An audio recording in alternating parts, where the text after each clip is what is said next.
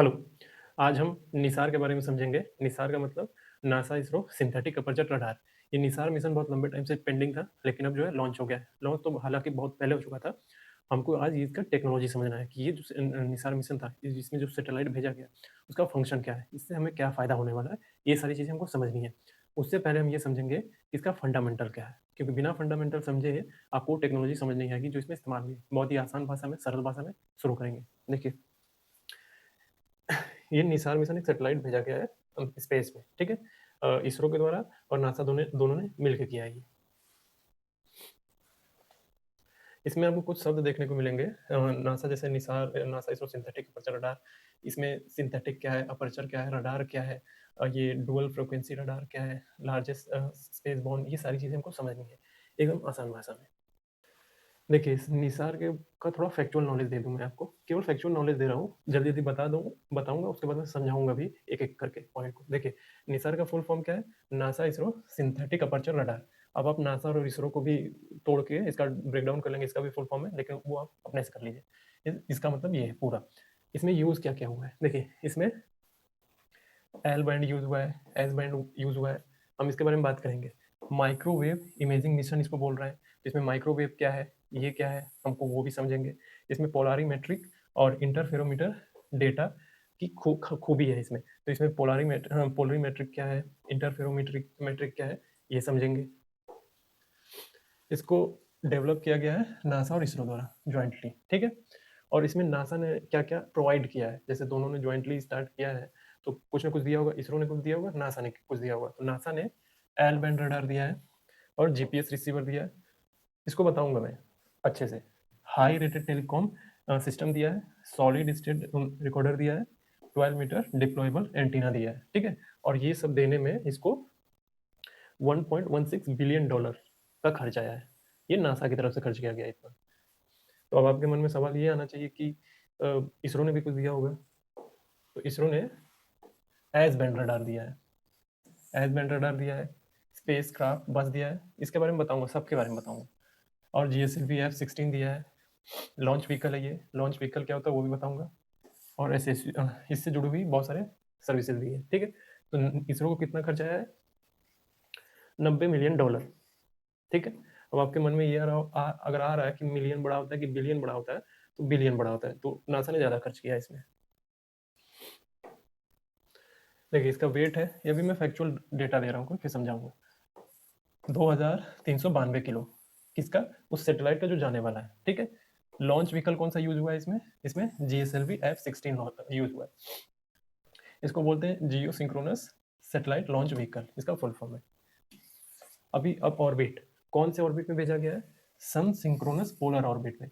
ये क्या होता है, इस पे भी बात करेंगे, ठीक है। अभी मैं ऑर्बिट के बारे में बता दूं। आप अगर मेरी पिछला वीडियो देखेंगे, साइंस एंड टेक का प्लेलिस्ट बना है, उसमें है मैंने सैटेलाइट इंटरनेट के बारे में समझाया है। तो सैटेलाइट इंटरनेट में मैंने ऑर्बिट समझाया हुआ है, आप वहां से देख लेंगे, ठीक है, कि ऑर्बिट क्या होता है, सारी चीजें उसमें है। और इस मिशन की लाइफ कितनी है? 5 साल। यानी 5 साल तक वो स्पेस में रह के सारी चीजें बताएगा हमें। तो टेक्निकल फीचर क्या है, इन सबको समझाऊंगा मैं। इसमें इसको स्विफ्ट सिंथेटिक अपर्चर रडार है इसमें। इसमें रिपीट साइकिल है, यानी हर 12 दिन पे घूम के एक फोटो लेगा धरती, वो हमारे पास डेटा भेजेगा। डुअल बैंड है, एस बैंड और एल बैंड, ये सिंथेटिक अपर्चर रडार, ठीक है। एंटीना यूज हुआ है, ओपन डेटा पॉलिसी है।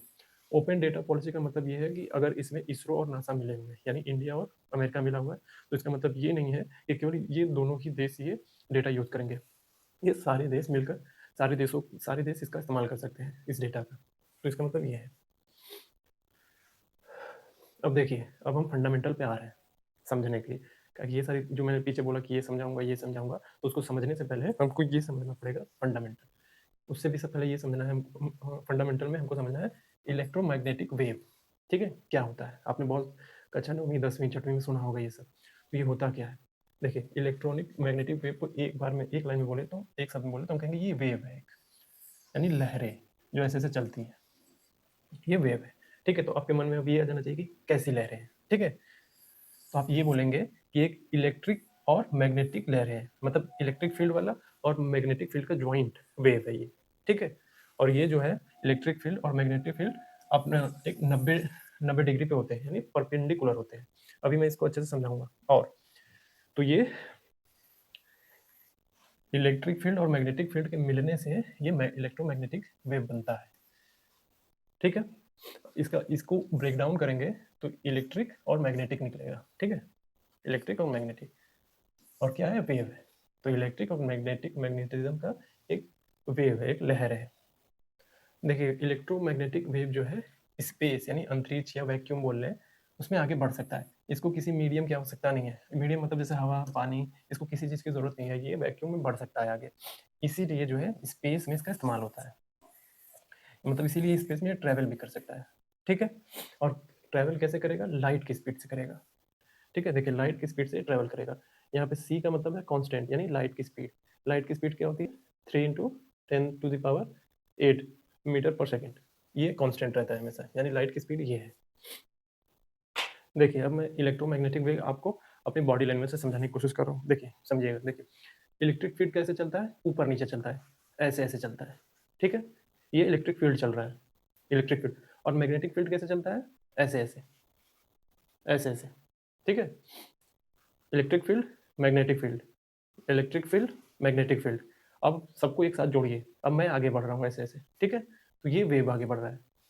तो इलेक्ट्रिक फील्ड, मैग्नेटिक फील्ड और वेव, मतलब सब साथ में हो रहा है, एक साथ एक साथ, ये ऐसे बढ़ा है, तो इसको बोला जाएगा इलेक्ट्रोमैग्नेटिक वेव। ठीक है, तो इलेक्ट्रोमैग्नेटिक वेव और सॉरी ये इलेक्ट्रिक फील्ड और मैग्नेटिक फील्ड एक दूसरे के 90 डिग्री पे होते हैं, परपेंडिकुलर होते हैं। ठीक है, तो मतलब मैग्नेटिक फील्ड ऐसे जा रहा है, तो इलेक्ट्रिक फील्ड ऊपर नीचे कर रहा है, और जो वेव आगे बढ़ रहा है। यानी जो वेव है, जो इलेक्ट्रिक मैग्नेटिक जो इलेक्ट्रिक फील्ड है, जो मैग्नेटिक फील्ड है, ये तीनों एक दूसरे से अलग अलग डायरेक्शन में चल रहे होते हैं, और लेकिन साथ में चलेंगे। ये देखिए फिर से बॉडी लैंग्वेज देखिए, ये है इलेक्ट्रिक फील्ड, यानी इसमें देख रहे हैं ऊपर नीचे हो रहा है, और एक मैग्नेटिक फील्ड, ये देख रहे हैं आप ऐसे ऐसे।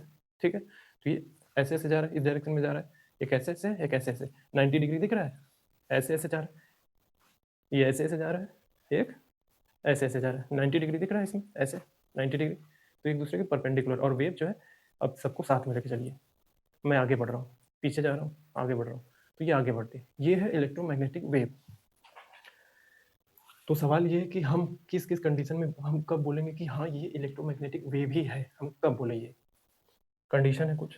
देखिए कुछ कंडीशन, पहली कंडीशन क्या है कि इसमें इलेक्ट्रिक और मैग्नेटिक फील्ड दोनों होने चाहिए, ये कंडीशन है, और एक दूसरे के 90 डिग्री पर होने चाहिए, और दोनों जो है परपेंडिकुलर हो, और डायरेक्शन में ट्रैवल करें, परपेंडिकुलर डायरेक्शन में ट्रैवल करें, मतलब ऐसे करें, एक ऐसे चले और एक सीधा वेव बढ़े, तब हम कंडीशन बोलेंगे कि ये इलेक्ट्रोमैग्नेटिक फील्ड है। और क्या है, डायरेक्शन मतलब एक जो है ऊपर नीचे चल रहा था, एक आगे पीछे चल रहा था, और एक सीधा जा रहा था, एक अलग डायरेक्शन जा रहा था, मतलब तीनों अलग डायरेक्शन में चल रहे थे। ठीक, तो इसको बोलेंगे इलेक्ट्रोमैग्नेटिक फील्ड। और कंडीशन क्या है कि मीडियम की जरूरत नहीं है, मतलब वैक्यूम में भी चले, वैक्यूम में भी चल सके। ठीक है, और लाइट की स्पीड से चले। ठीक है, लाइट का स्पीड का मतलब सीधा सही है, 3 × 10⁸ मीटर पर सेकेंड। तो ये क्या है, इलेक्ट्रिक मैग्नेटिक फील्ड दोनों हो, दोनों एक दूसरे पे 90 डिग्री पे, दोनों परपेंडिकुलर डायरेक्शन में ट्रेवल करें सभी, और मीडियम की जरूरत नहीं है, लाइट की स्पीड से चले। जब ये सारे कंडीशन फुलफिल होंगे तब हम बोलेंगे कि ये इलेक्ट्रोमैग्नेटिक वेव है। अभी हम दिखाएंगे कि इलेक्ट्रोमैग्नेटिक वेव क्या क्या है। देखिए अब इलेक्ट्रोमैग्नेटिक स्पेक्ट्रम समझ लेते हैं। इसका क्लासिफिकेशन, इसका जो क्लासिफिकेशन है इलेक्ट्रोमैग्नेटिक स्पेक्ट्रम का, उसका बेस है फ्रीक्वेंसी और वेवलेंथ। फ्रीक्वेंसी क्या होती है, वेवलेंथ क्या होती है, उस पर भी बात करेंगे। फ्रीक्वेंसी, फ्रीक्वेंसी और वेवलेंथ पे इसको इलेक्ट्रोमैग्नेटिक वेव को कई टाइप है इनके बेस पे। देखिए पहला टाइप है रेडियो वेव, जिसमें एफएम रेडियो, टीवी सिग्नल्स ये सब आते हैं, जिसको आप एफएम रेडियो ऑन करते हैं तो सुनते हैं ना, ये इसी फ्रीक्वेंसी पे काम करती है, मतलब ये रेडियो वेव होती है। एक है माइक्रोवेव, इसको ध्यान में रखिएगा, निसार में यही, निसार टेक्नोलॉजी में जो निसार मिशन इसमें ये यूज हुआ है। तो माइक्रोवेव क्या है, रडार है, वाईफाई है, और माइक्रोवेव ओवन जिसमें खाना गर्म करते हैं। तो ये याद रखिएगा, माइक्रोवेव और रडार, क्योंकि ये रडार हमको देखना है, माइक्रोवेव भी देखना है। तो ये फ्रीक्वेंसी और वेवलेंथ के अकॉर्डिंग इलेक्ट्रोमैग्नेटिक वेव को कई टाइप में बांटा गया है। इंफ्रारेड, इसमें क्या होता है, रिमोट होता है, हीटर होता है, और थर्मल कैमरा। आप रिमोट टीवी चैनल चेंज करते हैं ना ऐसे ऐसे, इसमें इंफ्रारेड यूज होता है, वो भी होता है इलेक्ट्रोमैग्नेटिक वेव ही होता है उसका, बस फ्रीक्वेंसी और वेवलेंथ के अकॉर्डिंग इसको इंफ्रारेड बोलते हैं। हीटर में भी यही यूज होता है। और थर्मल कैमरा, जो आप कैमरे से खींचते हैं ना कि जहाँ गर्मी वाली चीज़ें होती है दिखने लगता है, ये हीट वाला चीज़ है। रात में अगर हमारी तस्वीर ली जाए तो हीट जैसा दिखेगा, तो थर्मल कैमरा। इंफ्रारेड। चौथा है विजिबल लाइट। विजिबल लाइट का मतलब ये है कि जो हमें आंखों से दिख सकता है, जो भी आप लाइट वगैरह साफ साफ जो आपको दिख रहा है, जो कलर वगैरह सब, उसको विजिबल लाइट कहते हैं। ठीक है, ये भी वेव है। और अल्ट्रा वायलेट, इसको सनबर्न, जब आप धूप में निकलते हैं तो आपका स्किन जल जाती है, इसके लिए सनस्क्रीन लगाते हैं, तो वो ये अल्ट्रावायलेट वेव की वजह से होता है। ये भी माइक्रोवेव, ये भी इलेक्ट्रोमैग्नेटिक वेव ही है। और सैनिटाइजर, आपने देखा होगा कि मेडिकल में बहुत सारा अल्ट्रावायलेट का इस्तेमाल किया जाता है साफ सफाई के लिए, कुछ और माइक्रो जो बीमारियां होती हैं, कुछ इन्फेक्शन वगैरह ना हो, उसकी वजह से ये लगाया जाता है। एक्सरे होता है, हॉस्पिटल में एक्सरे होता है, वो भी इलेक्ट्रोमैग्नेटिक वेव के थ्रू ही होता है। गामा रेज, इसका इस्तेमाल कैंसर ट्रीटमेंट, न्यूक्लियर रिएक्शन में होता है, इन सब चीज़ों में। तो इलेक्ट्रोमैग्नेटिक वेव तो है, जैसे इलेक्ट्रोमैग्नेटिक वेव है, इसको कई टाइप में बांटा गया है। किसके आधार पर बांटा गया है? फ्रीक्वेंसी और वेवलेंथ के अकॉर्डिंग बांटा गया है। ठीक है,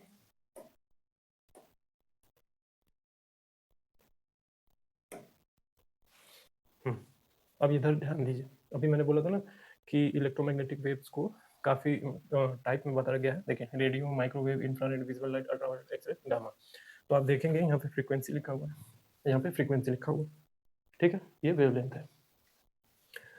तो आप देखेंगे कि जब फ्रीक्वेंसी बढ़ रही है, फ्रीक्वेंसी इधर बढ़ रही है, तो आप देखेंगे कि ये जो लेंथ है, ये जो इसके बीच और इसके बीच का जो गैप है, इसको वेवलेंथ बोलते हैं। ठीक है, और जैसे जैसे देखेंगे वेवलेंथ कम होता जा रहा है, वेवलेंथ कम होता जा रहा है।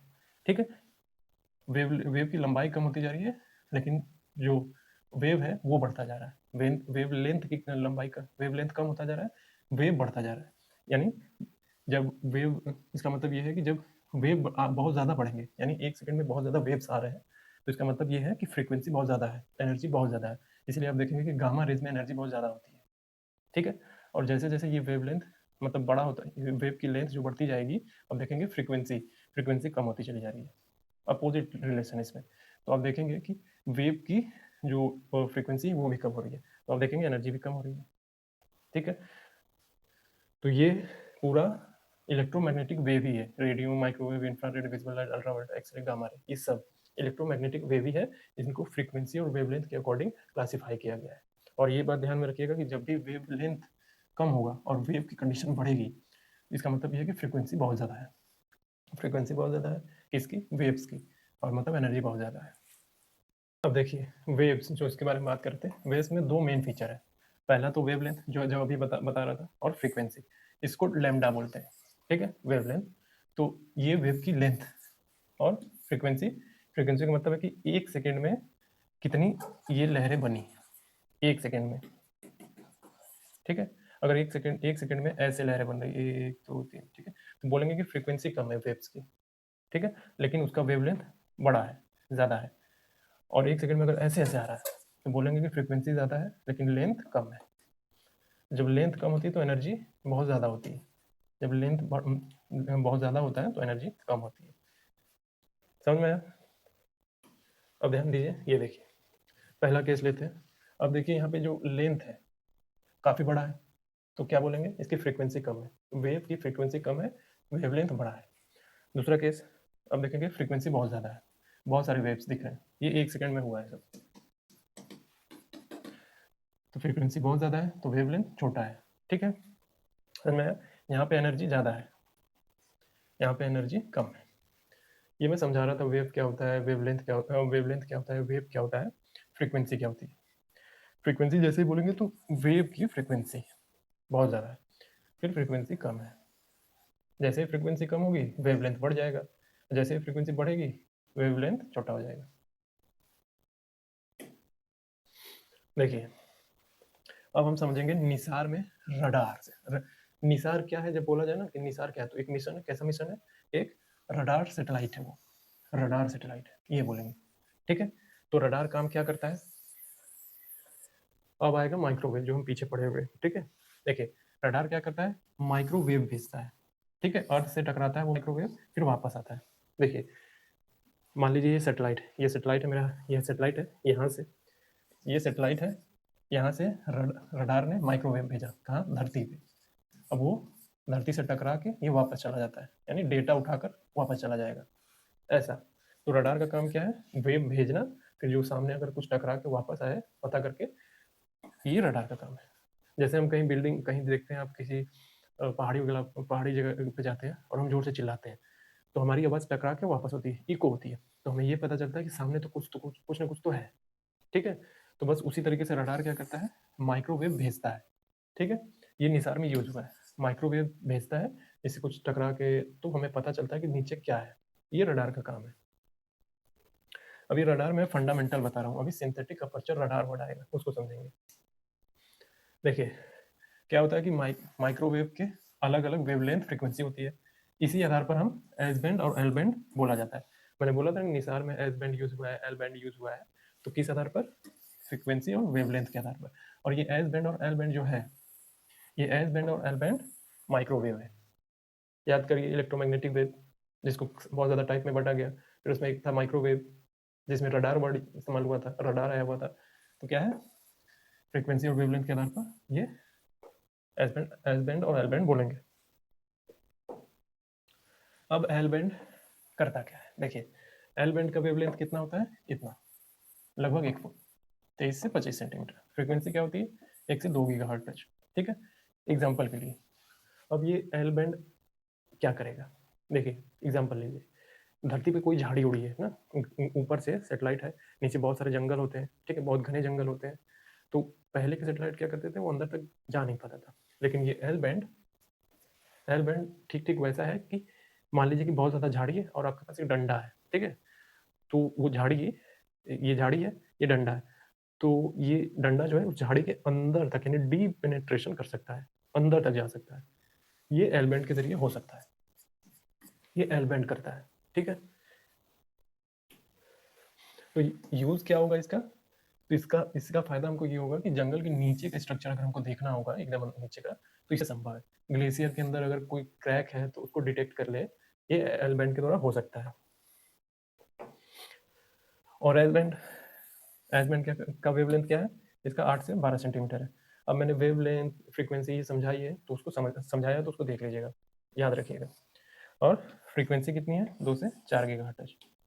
तो इसका मतलब ये है कि इसका फ्रीक्वेंसी बहुत ज़्यादा है और वेवलेंथ कम है, तो एनर्जी इसका ज़्यादा है, ठीक है? तो ये क्या करेगा? देखिए इसका एग्जांपल समझिए एस बैंड का। जैसे मैंने बोला ना कि ये झाड़ी है, ये डंडा है और ये अंदर तक जा सकता है, लेकिन जो ये एस बैंड है, ये झाड़ी है, ये अंदर तक नहीं जा पाएगा, ये ऊपर के सरफेस का सारा मुआयना कर लेगा, ठीक है? एक काम क्या कर रहा है? एक अंदर तक जा रहा है, एक ऊपर ऊपर का मुआयना कर रहा है, ठीक है? यानी डुअल जो कंपोजिशन है, उससे फायदा हो रहा है अंदर और बाहर दोनों को चीज़ें पता करने में। तो यूजफुल क्या है? हम क्रॉप मॉनिटरिंग कर सकते हैं। क्रॉप मतलब फसलों की मॉनिटरिंग कर सकते हैं, फ्लड मैपिंग कर सकते हैं, सिटी का स्ट्रक्चर, बिल्डिंग का ऑब्जर्वेशन कर सकते हैं, और भी बहुत कुछ कर सकते हैं। तो ये सारी चीज़ें इससे हो सकती हैं। अब हमको समझना है, हमको मेन समझना है, देखिए पोलारीमीटर समझना है, क्योंकि उसमें आया हुआ है, निसार में एक वर्ड आया था ना पोलारीमीटर, क्या है वो हमको समझना है। उससे पहले हम समझेंगे पोलराइजेशन क्या होता है, ठीक है?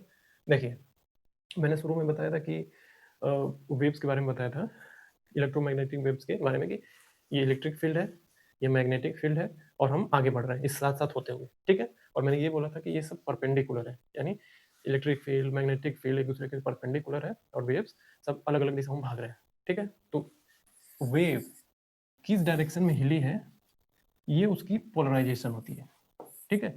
मान लीजिए ये वेव है, ऐसे ऐसे, तो ऐसे, तो जिस डायरेक्शन में हिली, ठीक है, ये उसका पोलराइजेशन है, ठीक है? ये समझ में आ गया कि पोलराइजेशन क्या होता है। अब पोलारीमेट्रिक रडार समझेंगे। रडार वेव को जो है अलग अलग पोलराइजेशन में भेजता है। रडार क्या करता है? रडार का काम क्या है? वेव भेजना, ठीक है? तो ये रडार क्या है? वेव को अलग अलग पोलराइजेशन में भेजता है। पोलराइजेशन का मतलब क्या? जो मैंने पहले बताया कि जो इलेक्ट्रोमैग्नेटिक वेव्स है वो अलग अलग डायरेक्शन में भाग रहे हैं, तो ये रडार जो है उस वेव्स को पोलराइजेशन में भेजता है, जिस डायरेक्शन जा रहा है उसी डायरेक्शन में भेजेगा, ठीक है? और वापस आने वाली पोलराइजेशन को पढ़ता है, पढ़कर समझेगा कि ग्राउंड पर किस तरह का मटेरियल है। समझ में आया कि रडार क्या कर रहा है? वेव भेज रहा है, और नीचे अगर पानी है, मूविंग फॉर्म में है, तो उसके पोलराइजेशन के अकॉर्डिंग उसको वापस जब टकरा के आएगा तो उसको पढ़ेगा, समझेगा और ये समझ लेगा कि नीचे कौन सा मटेरियल है। ठीक है, तो इसको बोलते हैं पोलरिमेट्रिक रडार। तो पोलरिमेट्रिक रडार से क्या पता चलेगा, पेड़ है या बिल्डिंग है, ठीक है, स्नो है, बर्फ है या पानी है, ड्राई सॉइल यानी सूखा मिट्टी है या फिर गीली मिट्टी है, फसल खड़ी है या गिर गई मौसम की वजह से, ये पता कर सकते हैं हम पोलरिमेट्रिक रडार से।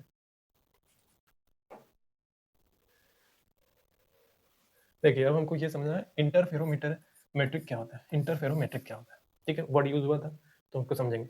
इंटरफेरोमेट्रिक का सीधा सा मतलब है कि एक ही चीज को बार बार बार नापना और फिर दोनों नाप को मिलाकर उसमें छोटा सा फर्क पकड़ लेना। मतलब कोई मान लीजिए एक्स चीज है, ठीक है, इसको हम बार बार बार बार बार बार बार बार नाप रहे हैं, ठीक है, बार बार नाप रहे हैं, आज नापे, कल नापे, परसों नापे, तरसों नापे, नापते रहे। फिर क्या हुआ, सबका कंपैरिजन करके हमने ये देखा कि अंतर क्या है। ठीक है, तो इसको बोला जाता है इंटरफेरोमेट्री, इसी को बोला जाता है इंटरफेरोमेट्री। अब एग्जाम्पल से समझिए। अब रडार क्या करेगा, मतलब ऊपर से सैटेलाइट क्या करेगा, सैटेलाइट मान लीजिए किसी एक्स जगह का तस्वीर खींचता है, ठीक है, एक्स जगह का तस्वीर खींचा, फिर दूसरे दिन आया फिर तस्वीर खींचा, फिर तीसरे दिन आया फिर तस्वीर खींचा, फिर चौथे दिन आया फिर तस्वीर खींचा। तो फिर उन सबको जोड़कर देखेगा कि डिफरेंस क्या है, अंतर क्या है। ठीक है, हो सकता है यहाँ पे ये एक जगह जहाँ तस्वीर खींचा यहाँ पेड़ ना रहा, फिर पेड़ उगने लग गए वहाँ पे, तो ये अंतर कर पाएगा, पता कर पाएगा कि हाँ यहाँ पेड़ उग गया है, एग्जाम्पल के लिए। तो यही है इंटरफेरोमेट्रिक, इसी को बोलते हैं। ये निसार में है, इसमें निसार जो मिशन है इसमें क्षमता है इस चीज की। अब समझेंगे सिंथेटिक अपर्चर रडार। देखिए रडार का मतलब तो समझते हैं, वेब बेस की पता करना, हमको अपर्चर समझना है, ठीक है, और सिंथेटिक सबको जब जोड़ देंगे। अपर्चर समझिए, अपर्चर क्या होता है, आपने कैमरा देखा होगा ना, कैमरे का लेंस, किसी कैमरे का लेंस जो है इतना छोटा होता है, किसी कैमरे का लेंस इतना बड़ा होता है, किसी कैमरे का लेंस इतना बड़ा होता है, ये होता है, ठीक है, आराम से। तो आप देखेंगे कि छोटे कैमरे का लेंस छोटा एरिया कवर करेगा, बड़े लेंस का कवर बड़ा एरिया कवर करेगा, बड़ा लेंस इससे भी बड़ा लेंस बड़ा एरिया कवर करेगा। आप अपनी आंखें ले लीजिए, छोटी आंखें तो जितनी बड़ी आंखें उतनी ही देखेंगे ना, फिर थोड़ा और बड़ा करेंगे, और मैं डायरेक्ट डिस्टेंस की बात नहीं कर रहा हूँ कि एक आंख से 1 किलोमीटर देखते हैं तो दूसरे आंख से 2 किलोमीटर देखेंगे, ये नहीं, मैं साइज की बात कर रहा हूँ। इतना खुलता है, अगर बहुत ज़्यादा खुलेगा तो आप ज़्यादा वाइड एरिया देख पाएंगे, ठीक है, वैसे ही। तो इसी को अपर्चर कहते हैं, ठीक है। अपर्चर मतलब अपर्चर जितना बड़ा होगा हम उतना वाइड एरिया कवर कर पाएंगे, ठीक है। तो अपर्चर इसी को बोलते हैं। अपर्चर का सीधा सा मतलब ये है कि हम कितना एरिया कवर कर रहे हैं, और अपर्चर कितना बड़ा है, जितना बड़ा अपर्चर होगा उतना वाइड एरिया कवर करेंगे। वैसे ही जैसे कैमरे में जितना बड़ा लेंस होगा उतना फाइन, उतना अच्छा तस्वीर खींच पाएंगे। बड़ा बड़ा लेंस है तो बड़ा एरिया कवर होगा और साफ होगा। तो अपर्चर का सीधा सा मतलब ये है, जितना बड़ा अपर्चर उतना वाइड एरिया, उतना क्लीन, क्रिस्टल क्लियर तस्वीर, ठीक है। देखिए अब ये सिंथेटिक का मतलब क्या है, सिंथेटिक का तो मतलब आपको आर्टिफिशियल समझ में आ रहा होगा, लेकिन देखिए इसमें इसका मतलब यहाँ पे ये है कि आर्टिफिशियल तरीके से बड़ा बनाया गया। अब सवाल ये है कि आर्टिफिशियल तरीके से कैसे बड़ा बनाया गया। एग्जाम्पल के लिए समझिए, मान लीजिए किसी एक जगह की तस्वीर ली जाती है, आप एक पर्टिकुलर पॉइंट पे खड़े हैं, यहाँ पे खड़े हैं, आपने एक तस्वीर करी खींची, ठीक है, यहाँ पे आप खड़े हैं, ये तस्वीर खींची आपने एक एंगल से। अब यहीं आप खिसक के यहाँ आ जाइए, फिर यहाँ से खींचिए, फिर ये खिसक के यहाँ आ जाइए, फिर यहाँ से खींचिए, फिर ये खिसक के यहाँ आ जाइए, फिर यहाँ से खींचिए, ठीक है। आपने एक तस्वीर यहाँ से ली, एक तस्वीर यहाँ से ली, एक तस्वीर यहाँ से ली, एक तस्वीर यहाँ से ली। अगर आप एक जगह से तस्वीर लेते हैं तो एक एरिया पता चलता, लेकिन आपने चारों दिशाओं से घूम के तस्वीर ली एक ही जगह की, तो सबको जब जोड़ देंगे तो एक वाइड एरिया मिलेगा, एक बड़ा पिक्चर मिल जाएगा आपको, ठीक है। तो ये जो अब सबको जोड़ के देखिए, सिंथेटिक अपर्चर रडार, ठीक है। तो ये जो अपर्चर है उसको बड़ा नहीं किया गया, सिंथेटिकली एक ही जगह की चीज़ को हर एंगल से तस्वीर खींची गई, तो इसको आर्टिफिशियली इसको बड़ा बनाया गया है। मतलब साइज में तो वो उतना ही है, साइज में तो ये इतना ही है, ठीक है, लेकिन चारों तरफ से खींचने के बाद तस्वीर, एक ही जगह की तस्वीर चारों तरफ से खींचने के बाद ये बड़ा एरिया पता चल रहा है, इसीलिए इसको बोला जाता है सिंथेटिक अपर्चर रडार, ठीक है। रडार भेजा, फिर सिंथेटिकली चारों तरफ से तस्वीर खींचा, मतलब एक रडार एक बार भेजा, फिर इधर से रडार भेजा, ये एक पॉइंट है, इधर से रडार भेजा, मतलब रडार जो वेव भेजा, यहाँ से वेव भेजा, यहाँ से वेव भेजा, यहाँ से वेव भेजा, यहाँ से वेव भेजा, और जो रिवर्स में जो सिग्नल मिला उसको अब इन सबको जोड़ दिया, तो इसको वाइड एरिया मिला, यानी अपर्चर का मतलब ही क्या है कि वाइड एरिया पता करना पूरा। तो सिंथेटिक अपर्चर रडार इसको बोलते हैं, ठीक है। आर्टिफिशियल तरीके से जो है रडार रडार को हर एरिया से वेव वेव के थ्रू भेज के एक छोटी सी चीज से हम बड़ा आउटपुट निकाल ले रहे हैं। मतलब एक छोटी सी चीज से हम बड़ा, जैसे बड़े कैमरा काम करते हैं ना, वैसा काम हो रहा है। एग्जाम्पल के लिए, जैसे एक बड़ा कैमरे का लेंस काम कर रहा है, एक बार में वाइड एरिया ले रहा है, हमने छोटे कैमरे से चारों दिशाओं से तस्वीरें ली, जो कि इसके मुकाबले है, इसीलिए इसको सिंथेटिकली अपर्चर रडार बोल रहा है, ठीक है। समझ में आया? अब इसमें अब एक वर्ड यूज हुआ है, sweep synthetic aperture radar. Sweep कैसा? देखिए, स्वीप का मतलब ये, इसका स्वीप सिंथेटिक अपर्चर रडार का सीधा सा मतलब ये कि ये एक जगह चिपक कर नहीं है। ये रडार मतलब मान लीजिए स्वीप सिंथेटिक अपर्चर रडार है, ठीक है। वो एक जगह नहीं है, वो ऐसे ऐसे मूव कर रहा है, ऐसे ऐसे, ठीक है, ऐसे ऐसे मूव कर रहा है, ठीक है, ऐसे ऐसे मूव करके तस्वीरें ले रहा है, ये सिग्नल भेज रहा है, वेब भेज रहा है, तो मूविंग कंडीशन में, इसीलिए इसको बोल रहे हैं स्वीप सिंथेटिक अपर्चर रडार, ठीक है। कई बार क्या होता है, कुछ रडार ऐसे खड़े रहते हैं, ऐसे इसी से जाएगा, ऐसे घूमेगा, ऐसे मूविंग पॉइंट पे रहेगा, ऐसे मूव करता रहेगा, ऐसे हिलता रहेगा। लेकिन ये क्या है, ऐसे मूव भी कर रहा है ना, तो ऐसे ऐसे घूम भी रहा है, ये ऐसे, ये वाला हिस्सा, ठीक है, ये हो रहा है। एग्जाम्पल के लिए, इसीलिए बड़ा एरिया कवर करता है ये। एग्जाम्पल के लिए, आपके हाथ में झाड़ू है, आपके हाथ में झाड़ू है, अब झाड़ू को लेके आप एक जगह पे ऐसे ऐसे कर रहे हैं, ऐसे ऐसे, केवल इतना ही कर रहे हैं। अगर झाड़ू ढंग से आप लगाएं तो ऐसे ऐसे करें, लेफ्ट राइट ऊपर नीचे, लेफ्ट राइट ऊपर नीचे, तो बड़ा एरिया साफ होगा। वैसे ही अब इसमें वर्ड यूज हुआ है सन सिंक्रोनस पोलर ऑर्बिट, ठीक है। 743 किलोमीटर पे रहता है ये।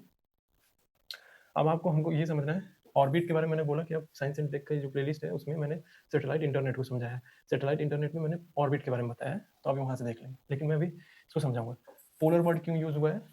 आप देखिए, होता क्या है कि हमारी ये पृथ्वी है, ठीक है, ये पृथ्वी, ये नॉर्थ हो गया, ये साउथ हो गया, ये हो गया ईस्ट, ये वेस्ट, मान लीजिए ऐसा, ठीक है। तो सेटेलाइट बहुत सारे क्या होते थे कि इस ऑर्बिट में छोड़े जाते थे, ऐसे चलता था, ऐसे ऐसे ऐसे ऐसे ऑर्बिट घूमता था, ऐसे ऐसे सेटेलाइट छोड़े जाते थे, ऐसे घूमता था, ठीक है। सन सिंक्रोनस का मतलब ये है, पोलर ऑर्बिट का मतलब ये है कि ये पोलर एरिया में छोड़ा गया है, ये ऐसे ऐसे घूमेगा, ये ऐसे ऐसे घूमेगा, समझ में? अब सवाल है कि ऐसे ऐसे घूमने से क्या फायदा मिल जाएगा। देखिए, आप ऐसे ऐसे, हमारा सन भी ऐसे ही मूव करता है, अब हमारा जो सेटेलाइट है, आम सेटेलाइट ऐसे ही मूव करेंगे, तो हमको पूरा पृथ्वी का एरिया पता चलेगा, इसीलिए हम ऐसे मूव करा रहे हैं। देखिए, एक तो पोलर एरिया से मूव कर रहा है, और सन जो है ऐसे ऐसे ऐसे ऐसे मूव कर रहा है, ऐसे ऐसे, और हमारा जो सेटेलाइट है वो ऐसे ऐसे मूव कर रहा है। तो एक ऐसे मूविंग है, एक ऐसे मूविंग है, तो क्या होगा कि पूरी पृथ्वी का पिक्चर ले लेगा वो, पूरी पृथ्वी का, ठीक है। इसीलिए पोलर ऑर्बिट, अभी सन सिंक्रोनस क्यों वो भी बताएंगे। तो पोलर ऑर्बिट जब भी यूज वर्ड होगा तो इसका मतलब ये है कि पोलर एरिया में ऐसे ऐसे सेटेलाइट घूम रहा है, और हमारा जो पृथ्वी ऐसे ऐसे घूम रहा है, ठीक है। तो इससे क्या होगा कि पूरी तस्वीर बनेगी। अब सन सिंक्रोनस वर्ड क्यों हुआ है? सन सिंक्रोनस पोलर ऑर्बिट समझ में आ गया। सन सिंक्रोनस क्यों? सन सिंक्रोनस का मतलब ये है कि देखिए, कि सेम टाइम पर सेम प्लेस पर पहुंच के तस्वीर लेता है ये। जब सन सिंक्रोनस का सीधा सा मतलब ये है कि मान लीजिए ये पर्टिकुलर, ये 10 बज रहे हैं, 10, ये किसी शहर का, मान लीजिए लंदन, 11 बजे मान लीजिए दिल्ली, ठीक है। तो रोज हर पर्टिकुलर एक ही टाइम पर, एक ही समय पर, ये 10 बजे लंदन पहुंच जाएगा, वहां की तस्वीर लेगा, 11 बजे दिल्ली दिल्ली पहुंच जाएगा, वहां की तस्वीर लेगा, ठीक है, एकदम पर्टिकुलर सेम टाइम पर सेम प्लेस पे पहुंच जाएगा, ठीक है। तो क्यों ऐसा करेगा? क्योंकि इस, अगर सन सिंक्रोनस रहेगा तो सेम शैडो, छाया से सेम शैडो रहेगी, लाइट सेम रहेगा, और ब्राइटनेस सेम रहेगा, ठीक है। यानी जिस वक्त तस्वीर किसी एक्स पर्टिकुलर टाइम का, मान लीजिए लंदन का तस्वीर ले रहा है, उस वक्त शाम है, 10 बजे, 10 बजे रात है, ठीक है, 10 बज के रात है, तो इस समय की तस्वीर लिया। फिर कहीं फिर लंदन का कहीं मान लीजिए कि 1 बजे दोपहर का तस्वीर है, तो दोपहर का तस्वीर लेगा। हर पर्टिकुलर टाइम एक ही जगह का तस्वीर लेता जाएगा, क्यों? क्योंकि फर्क बता सके। मैंने दोपहर में एक्स जगह की तस्वीर ली, तो मैं कल आऊंगा फिर एक्स जगह की तस्वीर लूंगा, लेकिन दोपहर में ही आऊंगा, फिर परसों आऊंगा तो दोपहर को ही आऊंगा, ऐसे। इसीलिए इसको सन सिंक्रोनस बोला जाता है। सन सिंक्रोनस पोलर ऑर्बिट, पोलर में घूम रहा है और सेम टाइम सेम जगह पहुंच रहा है, तो सन सिंक्रोनस कहते हैं इसको। क्या लाभ मिलता है, इसका फायदा क्या है? देखिए, फायदा इसका ये है कि ग्लेशियर कितना पिघला, जंगल कितना कटा बढ़ा, फ्लड कितना फैला है, ये सब बता सकते हैं और भी बहुत चीज़ें। अब ये चीज़ें तभी बता पाएंगे ना जब हम एक पर्टिकुलर टाइम पे इस जगह पहुँच के तस्वीरें लेंगे, ठीक है? इसलिए इसको बोला जाता है सन सिंक्रोनस पोलर ऑर्बिट। अब हाई रेटेड टेलीकॉम सिस्टम क्या है? ये वर्ड भी आया था उसमें। देखिए, हाई रेटेड टेलीकॉम सिस्टम का सीधा सा मतलब है ये, टेलीकॉम मतलब कम्युनिकेशन सिस्टम। इसका मतलब है कि हाई स्पीड डेटा ट्रांसफर। सीधा सा मतलब ये है कि जो भी डेटा ट्रांसफर होगा हाई स्पीड से होगा। तो फायदा क्या मिलेगा? इंटरनेट फास्ट होगा, क्योंकि ये कम्युनिकेशन वाला सिस्टम है सर। इंटरनेट फास्ट होगा। जो वीडियो कॉल आप लोग करते हैं, आप देखते हैं बहुत ज़्यादा ब्लर फटा हुआ आता है कभी कभी, तो एचडी वीडियो कॉल होंगे। लाइव टीवी ब्रॉडकास्टिंग होगा। सेटेलाइट डेटा फास्ट डाउनलोड होगा, ठीक है? और भी बहुत सारी चीज़ें, बहुत फायदा है इसका। और क्या फायदा होने लगा? और एक वर्ड यूज हुआ था, सॉलिड स्टेट रिकॉर्डर। ये वर्ड यूज हुआ था। सॉलिड स्टेट वर्ड क्यों यूज हुआ है? क्योंकि इसमें कोई मूविंग पार्ट नहीं है। एक जगह से लगा दिया तो लगा दिया। काम क्या है? सीधा सा काम है, एक डेटा स्टोर करता है। ये डेटा स्टोर करने का काम है इसका, सिंपल सा काम है। कैसे? जैसे आप मोबाइल में अपने मेमोरी लगाते हैं ना, तो कुछ डाउनलोड करते हैं तो उसको उसमें सेव करते रहते हैं। ये वही है। अगर धरती से अगर रडार से वेव भेज रहा है, डेटा ले रहा है, तो कहाँ स्टोर करेगा? स्टोर करने के लिए कोई जगह तो होनी चाहिए ना। यही है वो सॉलिड स्टेट रिकॉर्डर। ये रिकॉर्ड करता रहता है सारा, ठीक है? इसीलिए इसको सॉलिड बोला जाता है, सॉलिड स्टेट। सॉलिड स्टेट क्यों? जब आप अपने फ़ोन में मेमोरी या सिम लगाते हैं, तो क्या वो उड़ के भाग जाता है क्या? वो तो एक जगह चिपका रहता है। तो ये उसी से रेफरेंस है। देखिए, मूविंग पार्ट नहीं है, एक जगह रहता है। डेटा स्टोर करने का काम है इसका, ठीक है? अब इसमें वर्ड यूज हुआ है 12 मीटर डिप्लॉयड एंटीना, ठीक है? डिप्लॉयबल। अब देखिए, डिप्लॉयबल का मतलब क्या है? डिप्लॉयबल का सीधा सा मतलब ये है जिसे फोल्ड करके रखा जा सके, ठीक है? अब 12 मीटर वर्ड यूज हुआ है। 12 मीटर का मतलब समझते हैं? 3 मंजिला इमारत जितना, बहुत ऊंचा, बहुत बड़ा। तो अब इसको एक रॉकेट में कैसे रखेंगे? फोल्ड करके रखेंगे ना। तो इसीलिए 12 मीटर डिप्लॉयबल एंटीना को रॉकेट में फोल्ड करके रखा जाता है। बाद में स्पेस में से खुलता है, ठीक है? जैसे छाते को ऐसे बंद करते हैं ना, छोटा हो जाता है, फिर खोलते हैं, ठीक वैसे ही बंद करके रॉकेट में डाल देंगे, फिर खोल देंगे बाद में स्पेस में पहुंचते ही।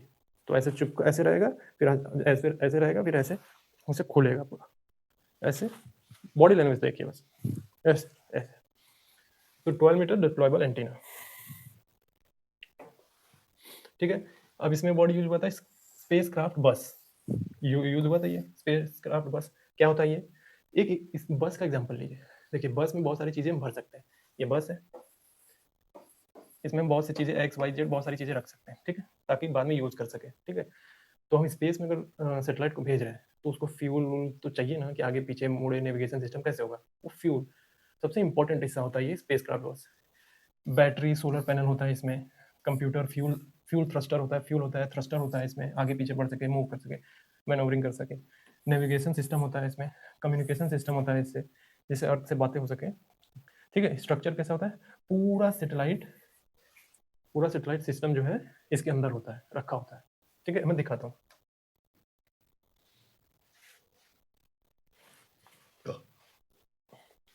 देखिए, ये सारी चीजें, इलेक्ट्रॉनिक सेगमेंट, पेलोड सेगमेंट, सन सेंसर, मतलब बहुत सारी चीजें इसमें सब है। इसी में सेटेलाइट वगैरह सब कुछ लगा के भेज दिया जाए। इसको बोलते हैं स्पेस क्राफ्ट बस, ठीक है? अभी आपने एक वर्ड सुना होगा, लॉन्च व्हीकल, ठीक है? अब ये जो निसार मिशन है, कहाँ से भेजा गया था?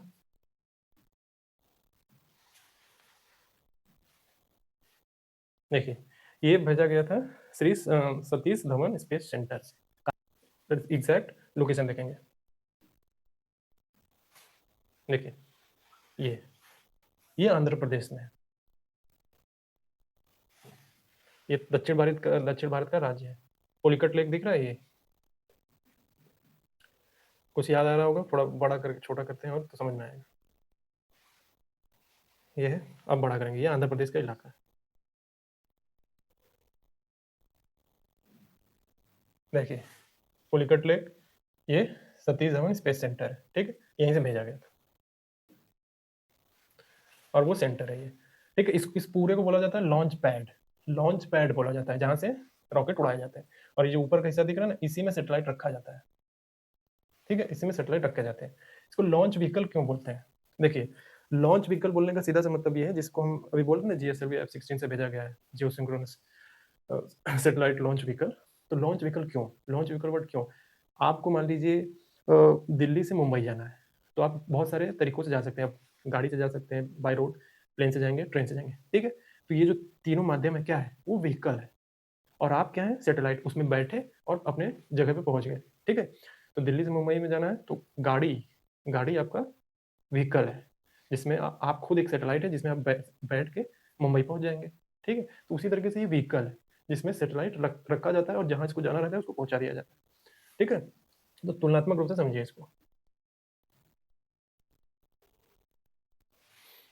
एक बार फिर से, ये आप हैं, ठीक है? आपको दिल्ली जाना है, आप कार में बैठे पहुँच गए। अब सैटेलाइट को स्पेस में जाना है, तो सैटेलाइट कहाँ बैठेगा? रॉकेट में बैठेगा, ठीक है? रॉकेट में बैठेगा और ये स्पेस में पहुँच जाएगा, ठीक है? इसीलिए इसको लॉन्च व्हीकल बोलते हैं। लॉन्च किया जाता है इसको, तो समझ में आ गया होगा आपको। तो ये था पूरा का पूरा निसार मिशन। तो मैं फिर से एक बारी पीछे करके देख लेते हैं सब।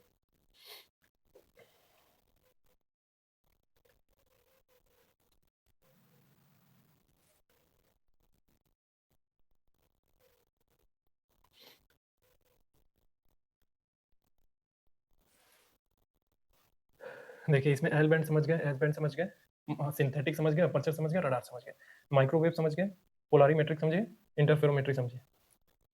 हमने एल बैंड समझा, हाई रेटेड टेलीकम्युनिकेशन समझा, जीपीएस रिसीवर इसमें यूज हुआ है। तो जीपीएस तो आप नॉर्मल तो जानते हैं जो जीपीएस यूज करते हैं, वैसा ही जीपीएस रिसीवर, ठीक है? Solid state recorder, 12 meter deployable antenna. Spacecraft bus, देखिए जो मेजर चीजें हैं हमने दी है इसमें। जेएसएलवी F-16 एक लॉन्च व्हीकल है जो मैंने बताया अभी, लॉन्च व्हीकल, ठीक है? और भी चीजें साथ में। तो समझ में आ गया? देखिए आप देखते होंगे कि इसमें सोलर पैनल यूज होता है एनर्जी के लिए। क्यों? क्योंकि हमने बताया ना कि जो सनलाइट होती है वो इलेक्ट्रोमैग्नेटिक वेव है, तो जिसको माध्यम की जरूरत नहीं पड़ती, ठीक है? तो क्यों यूज होता है इलेक्ट्रोमैग्नेटिक वेव? सबसे इंपॉर्टेंट हिस्सा है इसमें। तो आपको समझ में आया होगा कि इलेक्ट्रोमैग्नेटिक वेव क्या होते हैं, उसके टाइप्स कितने हैं, किस आधार पर उनको अलग अलग नाम दिया गया है, ये सारी चीज़ इसमें आ गई। और उसको समझे बिना ये सब टेक्नोलॉजी नहीं समझ पाएंगे आप, ठीक है? तो निसार मिशन जो है सक्सेसफुली लॉन्च हो चुका है। ये लॉन्च हो गया है। मुझे इसको बताना था, टेक्नोलॉजी बतानी थी आपको कि निसार मिशन एक्चुअल में है क्या। तो आपको एक एक पॉइंट समझ में आया होगा कि निसार मिशन का कौन कौन सा चीज़ इसमें इस्तेमाल हुआ है, कैसे कैसे काम करता है, हमारे लिए क्या फ़ायदा कर सकता है ये, ठीक है? तो ये था आज की टेक्नोलॉजी। Thank you.